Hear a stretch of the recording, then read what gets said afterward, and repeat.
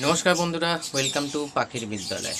Weather প্রচণ্ডভাবেই change হয়ে যায় বর্ষাকালে গরমকালে, কোনো সময় বৃষ্টি। কারণ আজকের দিনের ওয়েদারের কোনো স্টেবিলিটি নেই, যখন তখন ওয়েদার পরিবর্তন হতে পারে। তো এই হেন ওয়েদারে যখন ওয়েদার ধরুন পরিবর্তন, আর আপনাদের বেশিরভাগ ধরুন যে সমস্ত প্রবলেমসগুলো অ্যারাইজ করছে, ডায়রিয়া, লুজ মোশন, মানে গা ফুলিয়ে দেওয়া, হঠাৎ করে ডেথ হয়ে যাওয়া, এই কন্ডিশানে, কারণ আমি আমার কথাটা যদি বলি, সারা বছর পাখিকে ন্যাচারালি আমি ডাইজেশন আর ইমিউনিটির ওপর জোর দিই, যেটা দেওয়া উচিত। অ্যান্ড এই দুটো সিস্টেম এমনই একটা সিস্টেম শরীরের, যেটা যদি ঠিক থাকে, প্রপার ওয়েতে কাজ করে, তাহলে আপনার পাখি 365 দিন সুস্থ থাকার কথা। এবং সেটা ন্যাচারালি করি, ফলে আমার মেডিসিন কস্ট এত দিকে যায় না, যেটা হাজার হাজার টাকা চলে যাচ্ছে মেডিসিন কিনতে, হোমিওপ্যাথিক হোক অ্যালোপ্যাথিক। কিন্তু তার জন্য জানতে হয় যে কীভাবে কী করা উচিত। তো যাই হোক, এই কন্ডিশানে ধরুন, এখন তো ধরুন কলকাতায় বা আশেপাশে বৃষ্টি হচ্ছে, হঠাৎ করে ওয়েদার চেঞ্জ হয়ে গেছে, যে একটা বীভৎস গরমের দিকে যাচ্ছিল, হঠাৎ করে সেটা কুল ডাউন হয়ে গেছে বা ডাউনফল হলো। তো এখানে বাচ্চা রয়েছে, আমার ঘরে দেখবেন যারা ফেসবুক থেকে ফলো করে, কোনদের বেবি রয়েছে, সুন্দর রয়েছে, না তাদের কোনো মানে মর্টালিটি প্রবলেম, না তাদের কোনো গ্রোথের প্রবলেম হচ্ছে। তার একটাই কারণ, ওই দুটো জিনিস। এবং মা বাবাও প্রচণ্ড অ্যাক্টিভ। ঠিক আছে, দেখিয়ে দেবো, মানে আমি রিলস ফেসবুকে ফলো করে রাখুন, রিলস আমি দেখিয়ে দেবো, বাচ্চার কারেন্ট ডেট দিয়ে রিলস দেখিয়ে দেবো, যে বাচ্চা আমি যেটা বলছি সেটার সঙ্গে আমার মানে প্র্যাকটিক্যাল এতে কোনো মিল আছে কি নেই। ব্যাপারটা হচ্ছে যে এই অনেক ক্ষেত্রে ধরুন আপনার পাখি গা ফুলিয়ে দিয়েছে, বিশেষ করে ছোট পাখি, বড় পাখি এখন তো ইমিউনিটির কোনো মা বাপ নেই, আর ডাইজেশনের কোনো ঠিক নেই, তো গা ফুলিয়ে দিয়েছে ফট করে। তাহলে কি করবেন, কি করা উচিত আমাদের? প্রথম হচ্ছে যে, যদি আমি অ্যালোপ্যাথিকে যাই, এই সময় প্রোবায়োটিক, দেখুন অ্যান্টিবায়োটিকটা কোনো সলিউশন নয়। অ্যান্টিবায়োটিক হোক, যখন কোনো কিছু হয় তার সলিউশন হচ্ছে অ্যান্টিবায়োটিক। এই ক্ষেত্রে অ্যান্টিবায়োটিক নয়, এই ক্ষেত্রে হচ্ছে প্রোবায়োটিককে ইউজ করুন। ডেরোল্যাক, বিফিল্যাক, গাটওয়েল বা এরম ধরনের মানে প্রজাতির কিছু প্রোবায়োটিক, বা কিছু না পেলে নিম পাতার জল, দইয়ের জল, এগুলো। যদি আমি মানে প্রোবায়োটিকের কথাটা বললাম, আমি এখনও অ্যালোপ্যাথিকেই বলছি। ডেরোল্যাক, বিফিল্যাক, ভিজিল্যাক, এই ধরনের probiotic back to back 3 days, 4 days, 5 days use করুন। তার সঙ্গে ভিটামিন বি কমপ্লেক্স অতি অবশ্যই। ঠিক আছে, কারণ হচ্ছে যে এই দুটো জিনিস আপনার পাখিকে প্রচণ্ডভাবে রক্ষা করবে। ভিটামিন বি কমপ্লেক্সের যে ফ্যামিলি, পুরো ওভারঅল শরীরটাকে কন্ট্রোল করে, মানুষ হোক বা জীবজন্তু হোক। ফলে তার সঙ্গে প্রোবায়োটিক যাচ্ছে, মানে একটা গুরুত্বপূর্ণ কম্বিনেশন আপনি ইউজ করছেন, এবং সেটা জলে, এবং দিনে 2 বার করে। এবার যার যেরকম সেট আপের ভলিউম, সেই অনুযায়ী আপনাকে এই মেডিসিনগুলো ইউজ করতে হবে। সাপোজ ধরুন গা ফুলিয়ে দিয়েছে, মানে এটা আমি আগেকার প্রিভেনশনের কথা বললাম, গা ফুলিয়ে দিয়েছে, তাহলে প্রোবায়োটিক নিশ্চয়ই দেবেন, ভিটামিন বি কমপ্লেক্সও দেবেন। এখানে খুব বেশি লেট হলে তখন আপনি অ্যান্টিবায়োটিক ইউজ করলেও করতে পারেন, নাহলে আপনি কোনো প্যারাসিটামল 250 লিকুইড ইউজ করুন।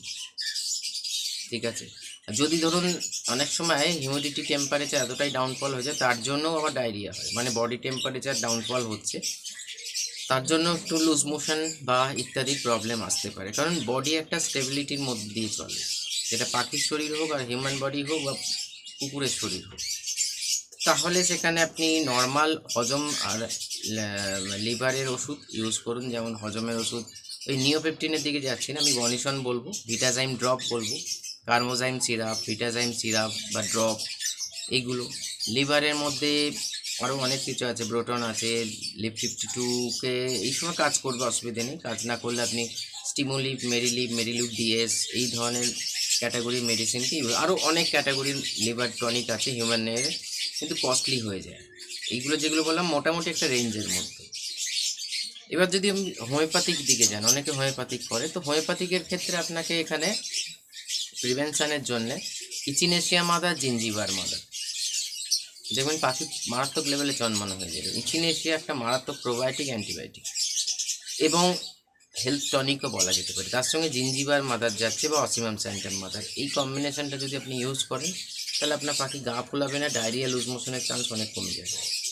এই ওয়েদারকে স্যুট করতে পারবে বা নিজের বডি টেম্পারেচারটাও মেনটেন হবে, কারণ আদা শরীরকে গরম রাখে এবং টেম্পারেচারটাকে স্টেবল রাখে, এবং আদার মধ্যে অ্যান্টিবায়োটিক প্রপার্টিজ রয়েছে, ন্যাচারালি হার্মফুল নয় যে শরীরে গিয়ে ব্যাকটেরিয়াকে মানে ভালো গুড ব্যাকটেরিয়াকেও ডিস্টার্ব করবে, এরকম কোনো ব্যাপার নেই।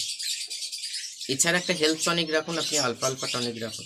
দেখুন এখানে কিন্তু কস্ট দেখুন বেড়ে যাচ্ছে। এবার যদি আমি ন্যাচারালি যদি কোনো কিছু করতে চাই, যেটা একদিনে, দেখুন নেচারকে নিয়ে চললে আপনার একদিনে কাজ মিলবে না, নেচারকে নিয়ে চললে 365 দিনে, যেটা আমি নিজে ফলো করে থাকি। তার জন্যে এই ধরনের প্রবলেম থেকে আমি বেঁচি আমার সেটআপে, দুটোই সেটআপে। না পাখি গা ফুলানো আছে, না পাখির বাচ্চা মানুষ করার কোনো টেন্ডেন্সি মুভ করে যাচ্ছে, মানে খাওয়াচ্ছে না, উল্টে মানে গ্রোথ দেখলে মাথা খারাপ হয়ে যাবে। আমি দেখাবো দুদিন, আর রোববার দিন কি সোমবারের মধ্যে আমি রিল শেয়ার করবো, দেখলে বুঝতে পারবেন যে সত্যি মিথ্যে যাচাই হয়ে যাবে। তো সেখানে ন্যাচারালকে নিয়ে একদিনে হয় না, অন্তত 6 মাস কাজ করলে নেচারকে নিয়ে বা আয়ুর্বেদিককে নিয়ে, তখন আপনার এই মেডিসিন কস্ট, যেখানে মেডিসিন একের পর এক বেড়ে যাবে। কারণ দেখুন অ্যান্টিবায়োটিক, পেটের অ্যান্টিবায়োটিক আলাদা, জ্বরের অ্যান্টিবায়োটিক, গা ফুলানোর অ্যান্টিবায়োটিক আলাদা।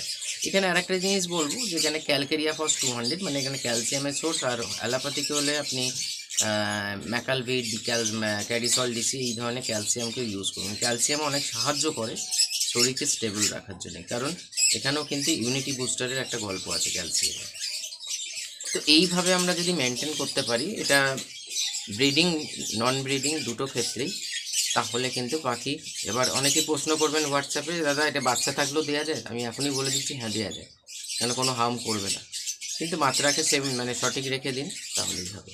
তো এইভাবে ওয়েদার চেঞ্জিংয়ের প্রবলেমটা আমি আপনাদের সঙ্গে শেয়ার করলাম। এবার আরও দেখুন, ওয়েদার তো এক ধরনের চেঞ্জ হয় না, বিভিন্ন different type of weather changes হয়। তো এবার যেই জিনিসটাকে বুঝে আপনাকে যদি ওষুধ প্রয়োগ করতে হয় তখন করতে হবে। বাই দ্য ওয়ে, এই অবধি যারা ভিডিও দেখছেন একটা কথা বলে রাখি, টাইমটাকে আমি শিডিউলটা আনতে পারছি না, কারণ বেশিরভাগই সময় কলকাতার বাইরে বা কলকাতার বিভিন্ন ক্ষেত্রে যেতে হচ্ছে। তো হোয়াটসঅ্যাপ করুন, আমি রিপ্লাই নিশ্চয়ই দেবো, লেট হবে কিন্তু রিপ্লাই দেবো, কিন্তু এই হঠাৎ করে ফোন মানে করবেন না। আমি কারণ হচ্ছে দেখুন, ব্যাপারটা হচ্ছে যে ফোন আমার কাছে থাকলে আমি নিশ্চয়ই রিসিভ করব, ফোন যদি সাইলেন্ট মোডে থাকে তা আমি রিসিভ করতে পারবো না। তখন আপনার মনে হবে যে বড় বড় ফোনে, মানে আমার প্রিভিয়াস ভিডিওগুলো দেখলে মনে হবে সেখানে বলেছি আমি ফোন করতে, অথচ ফোন ধরছি না।